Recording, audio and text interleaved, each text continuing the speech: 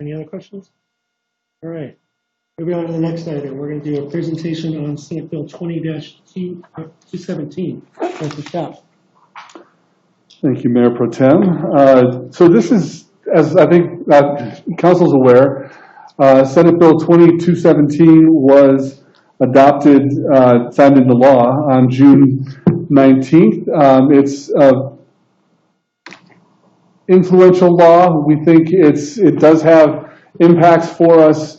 I think I've asked the chief, our chief law enforcement officer, of course, to kind of give us his take on the law.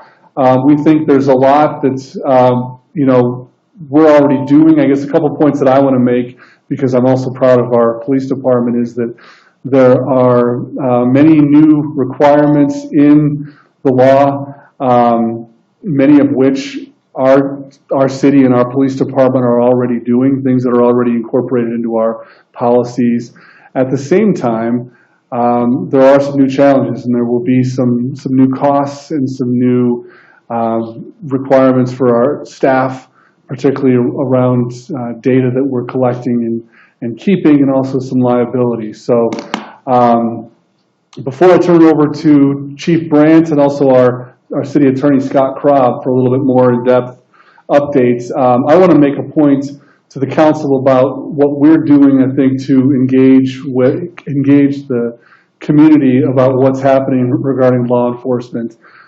As I mentioned, we have a lot of proactive, good programs in place, and those that come to mind, are things like our co-responder program that puts mental health professionals out in the field with our officers. We also have our CPAC, our Chiefs Advisory Committee, that has over along many years engaged our community from a wide diversity of groups in discussion of police practices. We also have our School Resource Officer program, which has been very active and so influential and helpful in the schools. And we also have our Citizens Police Academy, which is one more avenue by which our chief, through his leadership, and our police department have been engaging the community. And so those are stories that we're going to be telling more. Our communications manager, Lance Snow, is working on video and written pieces that we're going to work with the Tribune and also through social media to just keep telling those stories, because we think there's a lot that's changing in law enforcement, but a lot of professional and important programs that City of Evans has been doing for some time. So that's my comment. I'll ask our chief now to just talk a little bit more about SB 217. Thank you, Jim. Good evening, Mayor Pro Tem, Council. So I don't know how familiar you all are with the Senate bill that was signed into law. It is broad in scope. It covers a lot of territory for law enforcement agencies, and as the city manager mentioned, many of the requirements that have been mandated are already in place in our agency. For example, we've already deployed body-worn cameras, and our policy is very much in alignment with what the spirit of this law is requesting and requiring of officers in the use of those body-worn cameras. We also already have a policy that requires intervention by police officers when they see perhaps excessive force being displayed by another officer and that sort of thing. So those policies have been in place for many years in our agency, and we train that way. There's also, I think, one of the more controversial issues facing law enforcement today is the use of what they call a chokehold. The Evans Police Department is not trained in any kind of neck restraint since I've been here. And so we don't train in it, and it is prohibited except in deadly force scenarios. So it is a prohibited use of force consistently across our agency. So a lot of the things I think that we would be struggling with and having to rewrite policy on, we have in place. Now that being said, the law has a number of stages. Some parts of the law became effective upon signature, and then there's some parts of the law that become effective this September, even more in 2023, January and July of 2023. So the 2023 stuff, the elements of the law really pertain to body-worn cameras more than anything else. The challenge for us is going to be in 2023 meeting the requirements for being able to make available to the public those videos in the 14 and 20-day mandates that the bill requires. There's also a great deal of editing within those videos that we're going to be required to do. For example, we're going to have to take out faces of certain people, take out backgrounds, privacy information. We have a couple of years to try to figure out how that's going to work, and we're hoping our vendor, our body-worn camera vendor, is going to have more robust programming in place for that. But for the immediate need that we have, the parts of the law that went into effect immediately, couple things. The use of deadly force laws in Colorado have been altered somewhat when and how police officers may use deadly force. So we're working right now with other agencies. I've met with the Greeley chief a couple of times. We've met with the sheriff, met with the sheriff's department, their command staff, talking about how they're interpreting some of that law and how they're changing their policies. So we're all working collaboratively to make sure we have some consistency across the county on how we're dealing with the requirements for the use of deadly force in law enforcement. The other thing that went into place right away is a data collection piece. So effective upon signature, all law enforcement officers are required to collect data points on everybody we contact in the course of official duties. And nobody has anything in place for that yet. So we've gone to a manual data collection process. This is what we have collected since last Thursday. And this all has to be somehow transferred from these contact forms into some sort of data set. So in 2023, when the state says, give us your data, we can transfer it to them. We haven't figured that part out yet, but right now we're collecting stacks of paper. And so if anybody has any time that would like to enter data, feel free to stop by the police department. But yeah, we had to get in compliance with that as quickly as we can, or could. So that is in process. Chief, may I interrupt? Sorry. Yes. What kind of data are you collecting? What are like some of the things on there that you're... So what's required is the officer's name and badge number, date, time, location of the contact, any incident number if it applies, the nature of the contact, anything from a traffic stop to a call for service to a consensual contact, a citizen contact, a suspicious person contact, suspicious activity, follow-up, officer initiated, citizen initiated. So we have to check those boxes, or other, whatever other is. The duration of the contact, in this case there was a 5-minute contact by an officer, the approximate age of the person that we contacted, the gender of the person, and the perceived ethnicity of the individual, and that's perceived on the part of the officer. So the officer has to decide when they contact the ethnicity of the person we're contacting and document it based on that contact. Whether or not we request a search, whether or not that request was granted, there's 14 data points just on every single contact.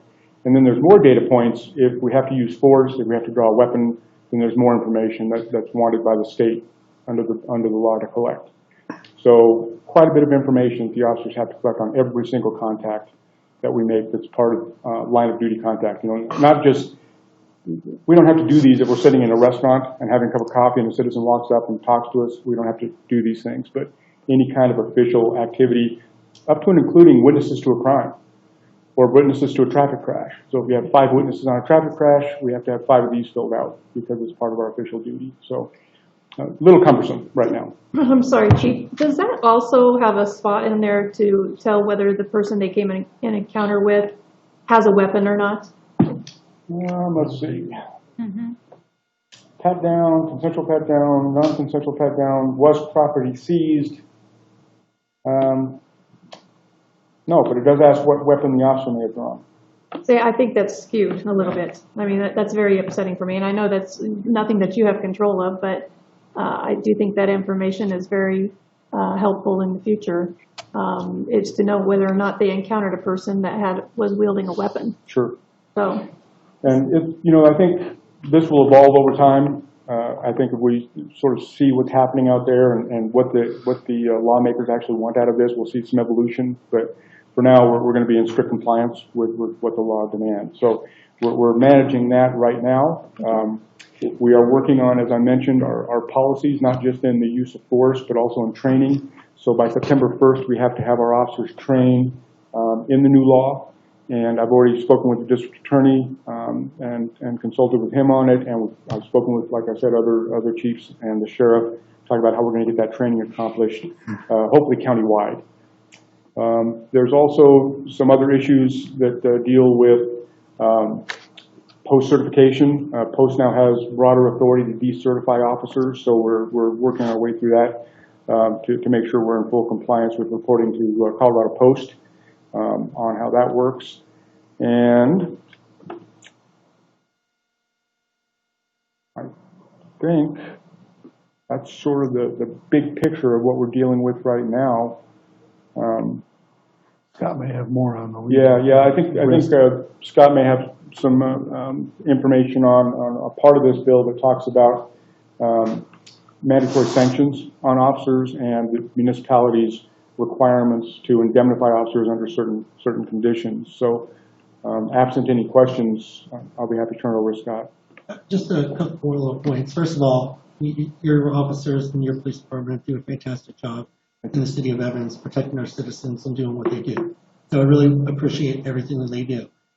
How do you think this impacts your officers' morale? And how do you think that this impacts the time they spend on calls? It seems like you're asking a number of questions they have to fill out and the answers to. So it sounds like they're going to be spending longer times on a call than they should be, and those other calls that they need to get to are going to be pushed further and further behind those response times.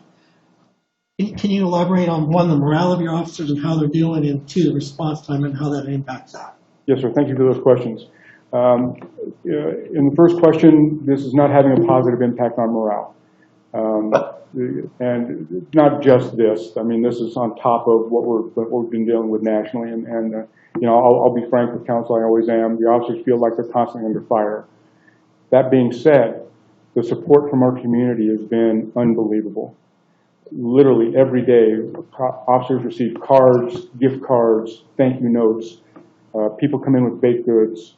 Our community has shown fantastic support for our police officers. So we understand that our community, we have a great deal of support within the community itself.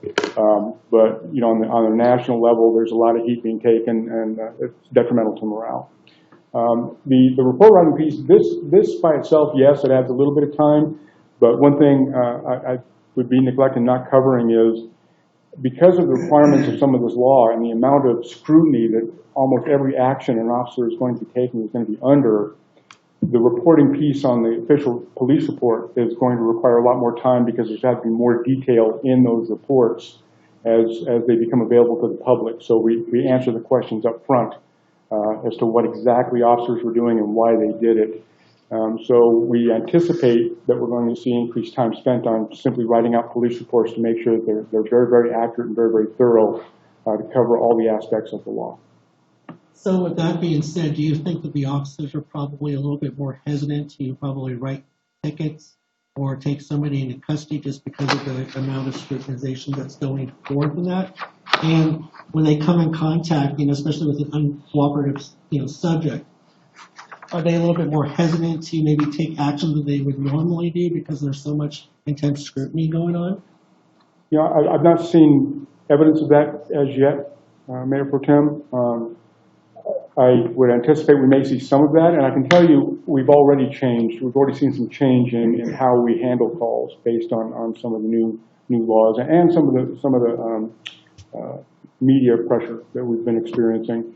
Not all of it's been negative. It's a part of it's a mindset to do things a little bit differently, and I think some positive is going to come out of that. But whether or not officers are going to be reticent to be as engaged as they were before, and as aggressive in you know, keeping our community safe at the high level we have been, is yet to be seen. Any other questions of Chief Brandt before we ask the city attorney to get in? Go ahead, Councilmember Neal. Did they add any requirements for when you contact people by phone to record it, or you know? There's been nothing specific on phone contacts. This is more officer initiated in the field. But in response to that question, just so council is aware, when our officers do make phone contact when they're investigating a crime, they are directed to turn on either some sort of recording device or their body-worn camera to pick up the audio. So that's kind of a common practice anyway. Thank you.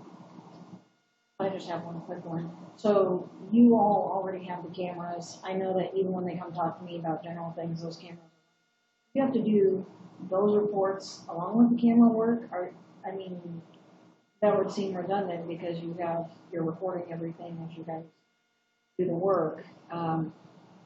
But they're requiring this now as well. Yes, this is on top of. Other questions of Chief Brandt? I don't have a question. I just have a comment, if I may. Yeah, please. You know, with everything going on in the news and everything, I felt comfortable sitting there.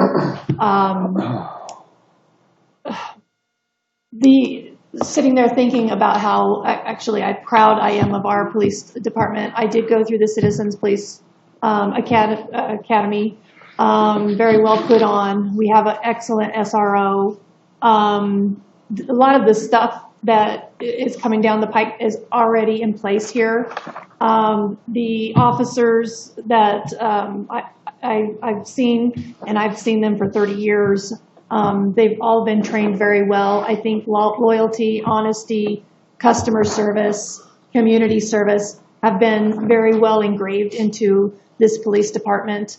And I appreciate everything that they've done. I appreciate you providing a community like that in our police department so that we can step in and be supportive of the police in our community. And I haven't heard anything negative.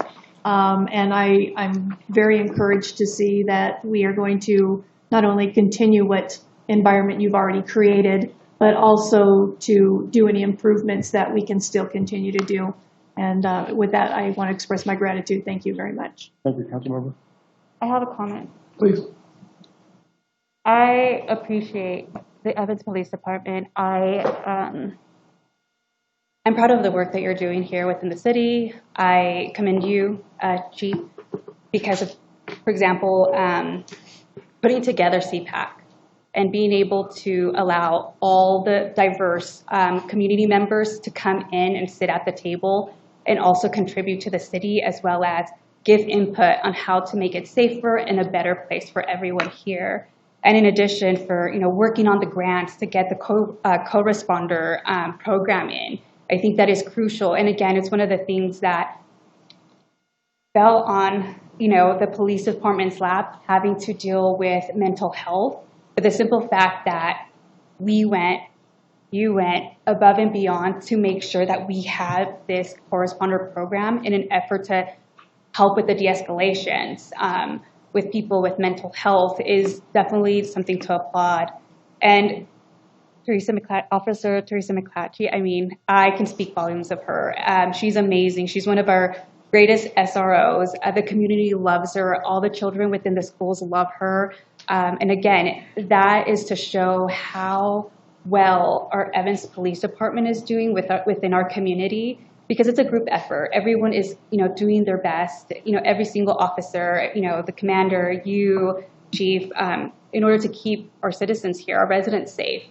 And I'm happy to see that, Lance is going to start with social media, being able to show, our residents again, hey, this is what we have going on within the city. This is what they do. And granted, as I mentioned, you have a lot more likes than the city, the police department does, because our community really cares about our officers.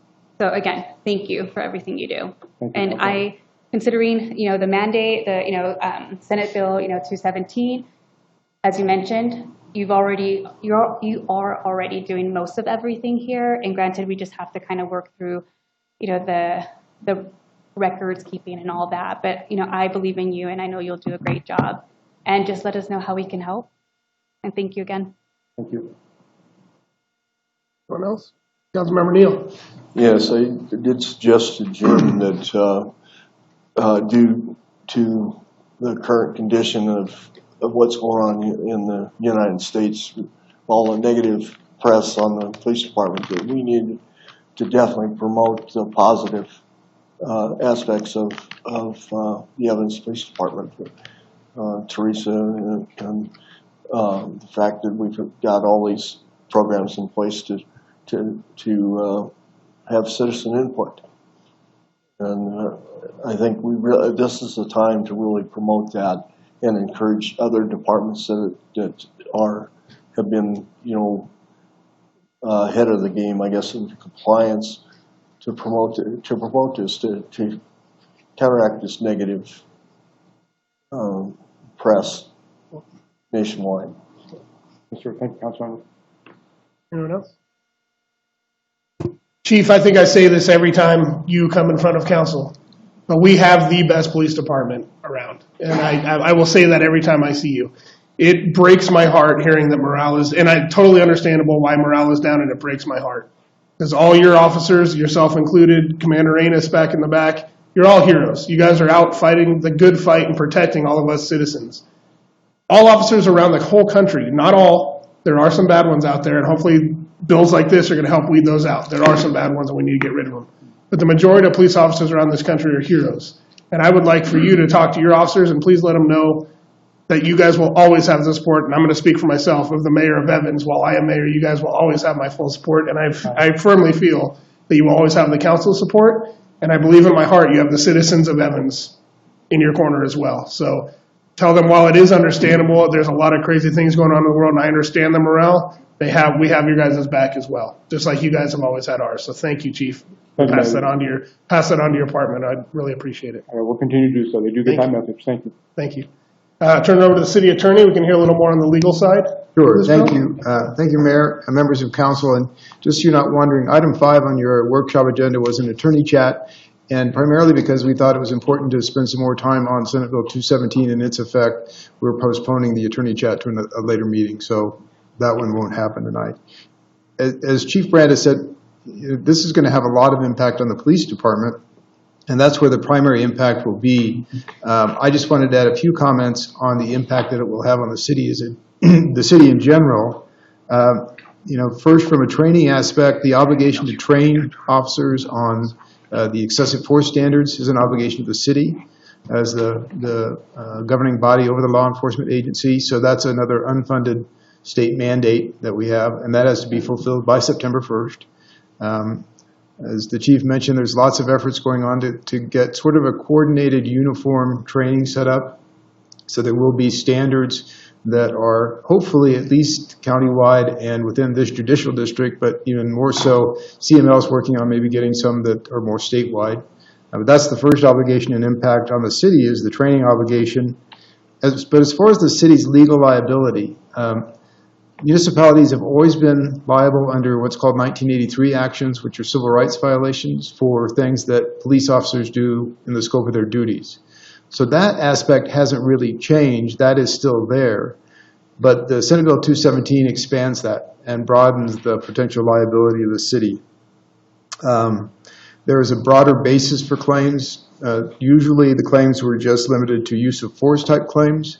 But Senate Bill 217 applies to any claim under Article 2 of the Colorado Constitution. And Article 2 of the Colorado Constitution is essentially the Colorado Bill of Rights. And there are probably 35 subsections to Article 2. And the claim under Senate Bill 217 could be based on any one of those Article 2 items, not just on an excessive use of force. So there's a broader range of claims that can be brought against the city. The time period within which to bring claims has been expanded. Under the previous law, the Colorado Governmental Immunity Act said that you had to bring your claim or at least notify the city of your claim within 6 months. That is gone. You can bring your claim anytime within the statute of limitations. So we'll have a longer period of time before we know if claims are going to be brought. The Colorado Governmental Immunity Act doesn't apply to these types of claims.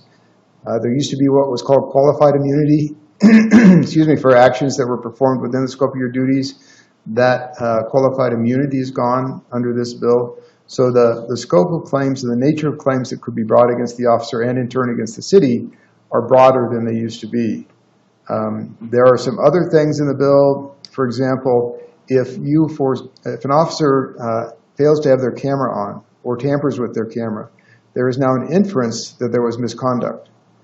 which makes it easier to establish some of these claims. In other words, the plaintiff need not even show that there was misconduct. They get the advantage of an inference that if the camera's off or if the camera malfunctioned, there's an inference that there was misconduct. So that's going to make claims easier to push. There is an obligation under the Act for the city to reimburse officers for their costs and attorney's fees and any judgments that are obtained against them. That hasn't changed much from what happened before because cities were already obligated to do most of that. There are a couple of exceptions in the bill to the city's obligation to reimburse officers. If the proceedings establish that the officer acted in bad faith, then the officer can be required to pay up to $25,000 of the attorney's fees. If the officer is shown to have committed a criminal act, then there's no obligation on the city to indemnify the officer. But other than that, the city is on the hook for any of those claims. And then probably the biggest fiscal impact on the city is something that the chief alluded to, which is not only do we have to keep all of the videos, the city's going to have to keep all those videos for a period of time and index them and make them available. There's all this other data that the city now has to accumulate. Again, this is an unfunded state mandate.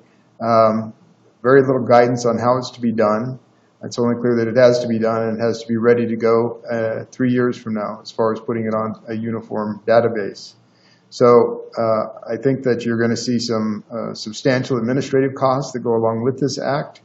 I think from the legal perspective, the best advice that I could give a city is make sure that you hire a really good police chief and that the police chief hires really good officers. And I think that obviously from your comments, Evans is well ahead of the game in that regard.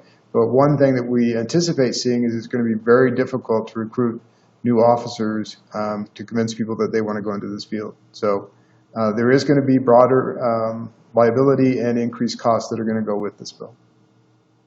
And I'll be glad to answer questions. I do have a question for you. So I want to talk about the immunity, the quantified immunity that kind of basically has been taken out of the puzzle here. So from what I understand, from what you're saying is an individual, if they feel that there's been some kind of violation or, or misuse of power or whatever, they can bring a claim against the city or the county, wherever the officer works at. And then they can also go after the officer civilly as well. Is that how? Yes. So the officer, the claim would be against the officer. The city is required to indemnify the officer for the judgment and the expenses associated with it.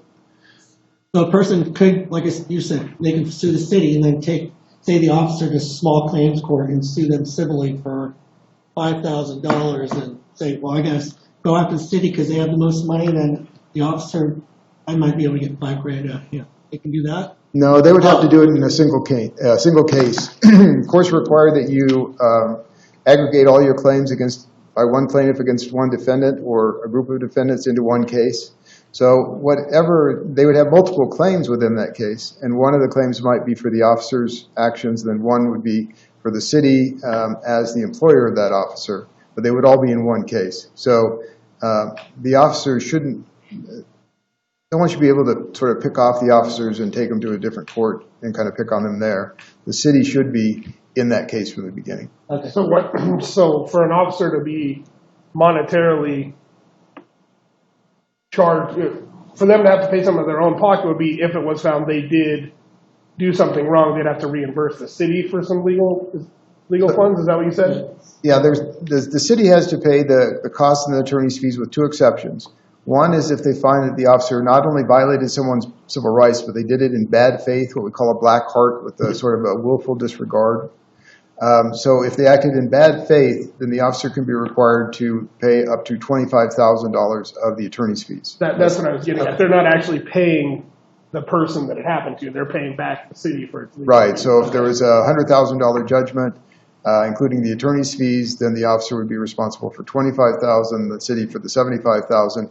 That's only if the officer acted in bad faith. And I think that's one of the major misconceptions out there is that officers are just going to start getting personally sued. Right. Yeah. Yeah. And the way that's not the case. it kind of reads, expanded civil liberty, liability for police officers and municipality. Mhm. Then it makes it sound like they're two separate Yeah. liability claims, and that's why I was Right, yeah, they're going to be related acts. They're all going to be based on the acts of the officer. It's just that there are going to be a broader range of claims that can be brought. And what the city has always done as far as reimbursement in the past is now obligated under the act, which is to reimburse the officer. Other questions of the, or sorry, Scott, were you finished with your? No, I'm done. Other questions? Other questions of the city attorney? I have them. Just one quick one on the body cameras, when you said if they're turned off or damaged in some way, that it infers that they did something wrong. What if they're damaged, like wrestling somebody down to the ground Well, and actually, in that case? I think a body camera just recently was turned off while they had an encounter crawling over a fence. Right. They fell and the camera turned off, so. So it creates an inference. It's not presumptive, it's not conclusive, but it does create an inference. So it just shifts the burden. So let's say that you are wrestling with and this is, I guess one thing I should have said is this is such a new big bill. Anytime you get a new big bill with so many moving pieces to it, you're going to have lots of litigation to sort of define, what are the circumstances where it's okay to have had the camera turn itself off or do something. But it creates an inference. So if there's an incident, an officer wrestles a defendant to the ground and the camera gets shut off, it's inferred that he committed some type of misconduct. Now, if there's other witnesses there that can overcome that inference, then that's certainly admissible to do that. But it sort of shifts the burden of proof. It's like, okay, if the camera's off, the burden of proof is on the officer to show that he didn't do something rather than on the plaintiff to show that he did. And if it's an officer working alone, a lot of times that becomes problematic. Yeah. Other questions of the city attorney or Chief Brandt? I have none. Chief, anything else to add, or are you good there? I'll tell you that the officers are proud to work here. They're proud to serve this community, and they're coming to work every day and giving 100%. So that has not changed. So morale's a little down, but they're out there working hard. Thank you very much, Chief. Thank you, Chief. Next item on the agenda is the 2020 Heritage Days update, and we'll hear from staff. Thank you, Mayor. Staff has been planning for this year's Heritage Days, which have been tentatively scheduled for September 18th and 19th. As council is aware, there are health and state guidelines that significantly constrain the kinds of activities or the kinds of things that we can do with our Heritage Days this year. So our staff, along with the Heritage Days Committee, has been talking now for a couple months and kind of working through all of those constraints from the state and trying to come up with some planning and recommendations for the city council on what Heritage Days could look like and should it happen this year. So with that, I'm going to probably step away to create 2 chair spaces and ask our recently promoted, I'll say, recreation managers, Jen Bimonti and Kristen Debo, to step to the staff table and give an overview of the Heritage Days Committee's work, as well as the options. We have 3 options outlined in the staff report for what Heritage Days could or could not look like this year. At the conclusion of staff's comments, I might suggest that the Heritage Day Committee representatives on council, Councilmember Johnson and Councilmember Spear, might also contribute there, Mayor. But I will turn over to recreation staff.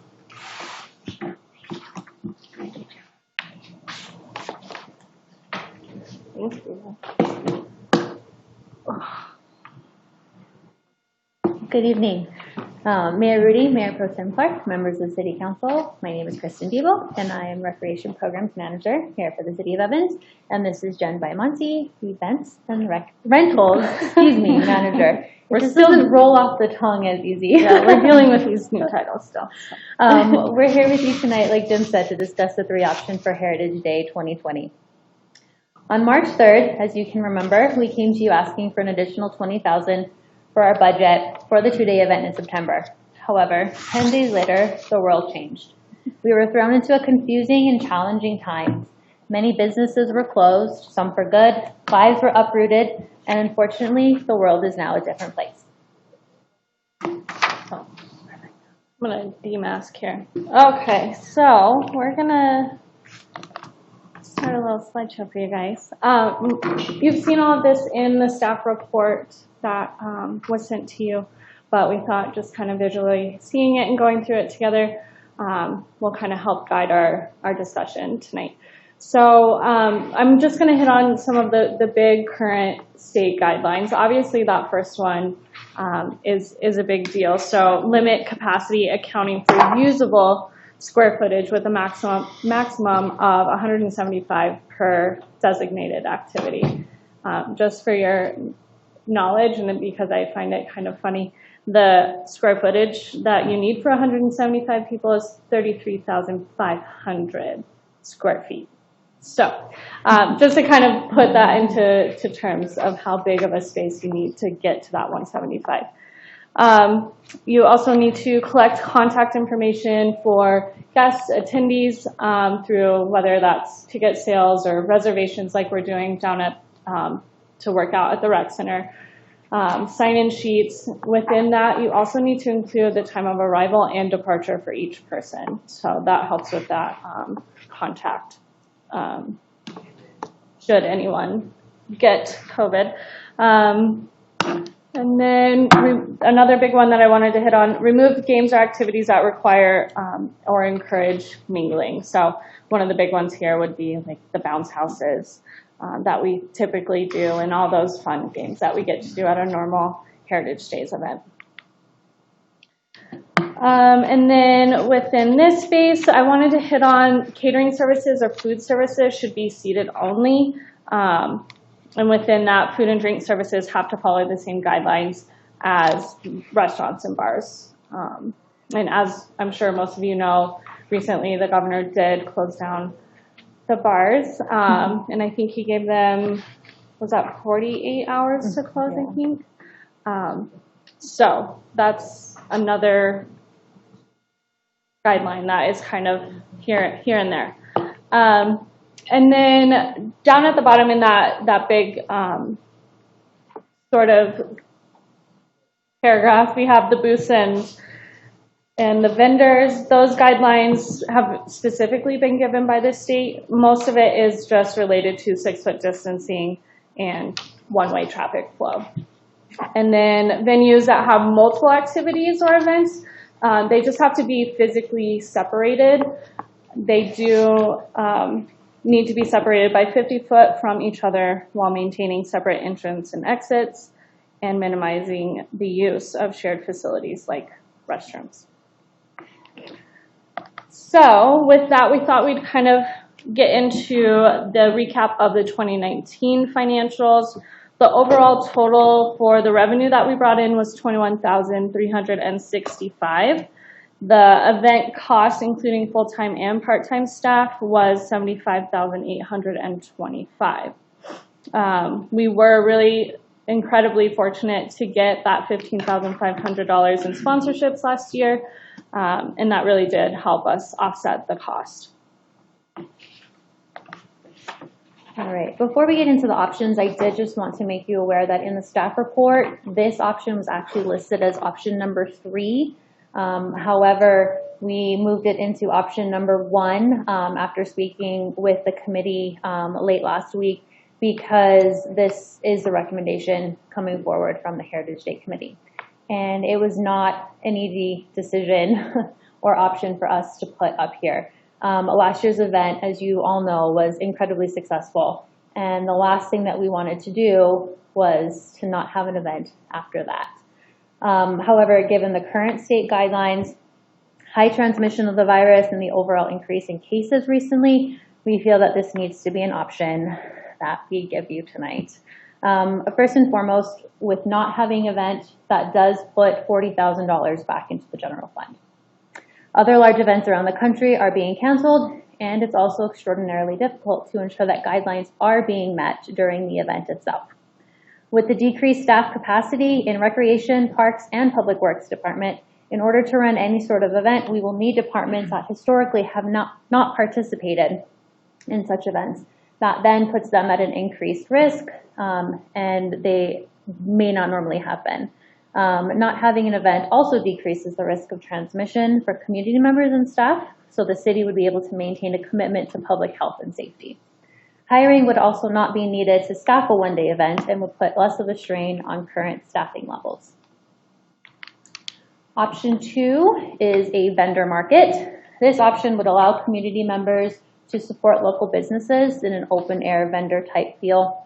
The event would require much more staff in order to follow those state guidelines that have been set specifically for booths and vendors. For example, just to reiterate, the one-way entrance, one-way flow, all of the contact points, so check in, check out of each member that attends, and then given current city requirements of screening and temperature checks as well. However, this event we were thinking would be held on Saturday, September 19th from about 9 to 12. And then our final option is a standalone fireworks show. This event could be sustained by the current level of staff within the city. Riverside Park and parking lot would be closed to the public for the day to ensure that the contractors had the time and space that they needed to set up for the event. And we can also ensure the safety of them. This event would be held on Friday, September 18th at approximately 8:30 p.m., weather depending. We would strongly encourage residents to view the show from their homes or backyards or parking appropriately on side streets. I'm looking over at Chief giving him a head. Last year, Extraction Oil and Gas sponsored the fireworks show at an amount of $10,000, and that was for an approximate 10 to 12 minute long show. This year, we do not have any sponsorship, so that would be the direct cost to the city. All right. So to recap the risk assessment and the pros and cons for each option, obviously option 1, no event, no risk. As far as pros go, no health risk, that $40,000 back into the general fund, less strain on our already low staffing levels. We're aligning with other large events throughout the country when they're canceling as well. Once again, showing that commitment to the public health and safety. Hiring would not be needed for a one-day event.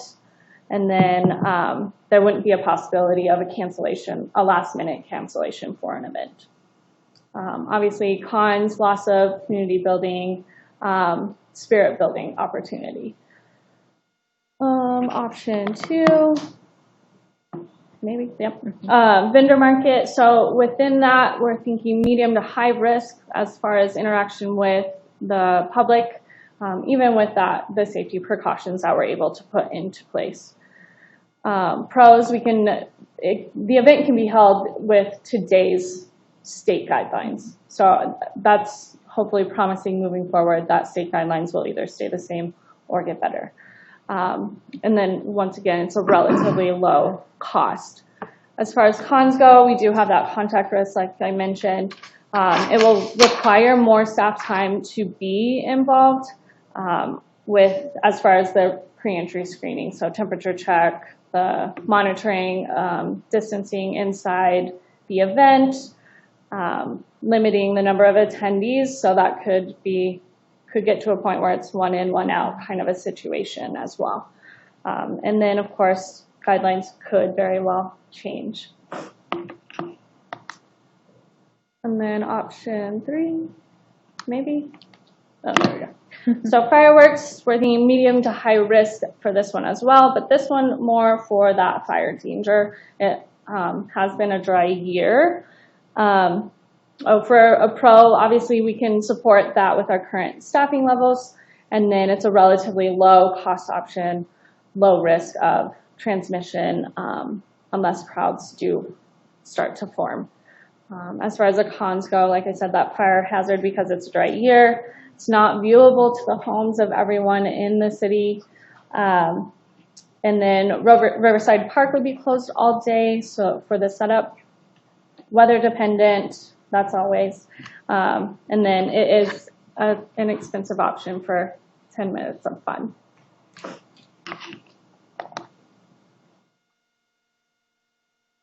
I don't know. There we go. Yeah. So like I mentioned earlier, this decision or these decisions for these 3 options were not easy for the committee to make. we did not take this lightly. We have thought long and hard. We have gone through every possible scenario that we can think of in order to bring these 3 options to you tonight. Given the current state guidelines and the uncertainty of what is to come, the committee, like I said before, does recommend canceling the event. But that ends our presentation unless Laura Alley would like to say anything. We're also able to answer any questions and then get direction from you all as to how you'd like us to proceed. Thank you.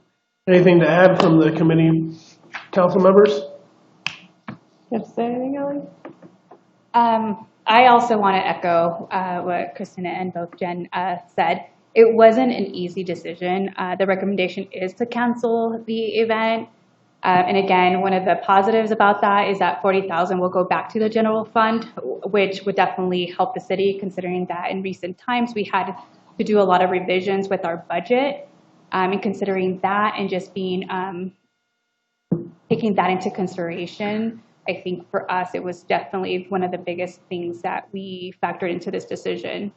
But again, there's other options as well. I know we kind of toyed with the option of doing some virtual, kind of like really did like the shoebox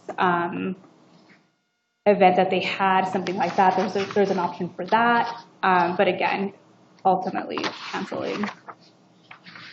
Can I add Councilmember Spears? Oh, I think they've covered it pretty good. I just think due to finances and staffing availability, I think it's a very good, and of course the COVID issues that we have to contend with right now, that it is probably a very wise decision to cancel the whole event this year. And I am also wanting to just comment briefly on the firework option. Which if you guys have not visited Riverside Park, it is very dry right now. And unless we get a lot of deluge of rain, it's going to remain dry. The high fire danger, the drought, the severe drought is creeping up this direction. And there's been a lot of firework cancellations. I am just concerned over the safety. And also with the firework option, that's a big portion of money spent for basically just the few people on the east side who can see it. By all means, if you can't congregate in the park, even socially distanced in a vehicle, you're going to have a tough time, Mr. Mayor, seeing it from your house, or even Mr. Neal probably would not be able to see it from his rooftop. So I just think it's a big expense and a big endangerment to our city property right now. But I do agree, after much discussion, of recommending that we do cancel the event this year. I agree with everything you just said, and it is a good fire danger going on right there. My only question is, did we ever think about moving the fireworks show? It doesn't have to be at Riverside Park. Can we move it somewhere more central in the city, or maybe have 2 of them going off at the same time where everybody in the city can see it, hopefully kind of from their house? We did discuss that a little bit. Okay, I'm just curious. Yes, about splitting it, and maybe having a little one, at one side and a little one at Prairie View or something. Sure, Prairie View and the new park we just named after the Medal of Honor or something. I was just curious if that got brought up at all or what the discussion was there. It did, yes. And I'll answer both of those questions. One, for the 2 different fireworks shows, we did reach out to our vendor that did the show last year. And while they did say that they could do 2 shows, at the time we had only asked about Friday and Saturday. Sure. I don't know about 2 on the same day. Sure. Now, in regards to a different location, we did reach out to the fire district as well to get their support for this. And from Chief Cristera, he said the only fireworks option that they will support is a drive-in type show. However, we have to keep to 4-inch shells, and the location has to have a 560-foot space in between the launch site and where people can see. Sure. He is not aware of any place within the city or property that the city owns that would be able to accommodate that. So if we were to go somewhere else, we would need to get written permission from the landowner as well to even begin the permitting process to do an event there. It sounds like that'd be kind of tough to do anyway. Yeah, I think that's what we came up with, it was a little hard. Other questions or comments? I just have a comment. Sure. Unfortunately, I have to agree that, we should cancel it this year as much as I would not like to see that happen. I mean, with everything going on, with people being at home a lot, not being out a lot, there just needs to be something uplifting for the community. I mean, as we saw, the past 4th of July weekend, fireworks were going off everywhere, all day, all night, for almost a week straight. Because people want to get out, they're tired of being cooped up, they want something just to feel normal again. And, this Heritage Days is one of those things that the community can get together and enjoy each other and have fun at a big event like that. It's unfortunate, that we have to cancel it, but maybe next year we can hold something twice as big, twice as fun, and do it bigger and better than we would have done it this year. Sounds like a challenge. Other comments? I just wanted to address that a little bit too. I think what the staff is really looking forward to is perhaps being somewhere around normal or having a more normal event towards Christmas, maybe. We're trying to get something going for the community. And I want to say too that I was hoping that we could get this going. And when we talked about this earlier, one of my biggest things was let's continue to look at it. As things started opening, I wanted to look at it, not necessarily have it, but look at it, because a couple months ago we were like, it looks like it was ramping up, and we could have gone that way, but unfortunately things took a turn, and we're in this position. But we can do something over Christmas, or if we can't do it at Christmas, let's go twice as big next year. And we're planners, so this is really hard for us too.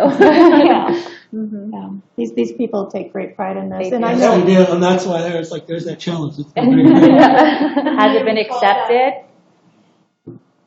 It hasn't been accepted. No, it He hasn't. doesn't have a Oh, rest, challenge and you can't see accepted? the worry behind it. Yes, it is the challenge accepted. Yeah, Okay, we can do all right, it. I like I that. got We it. can do it. We're running short on time. Is there any other comments? I think we're all in agreement that we're going to have to pass on it this year, which is very unfortunate. But seeing the list of things we'd have to do, while I disagree with a lot of things on that list, the list is a list, and that's what we have to follow. So, is there any other comments before we end the work session?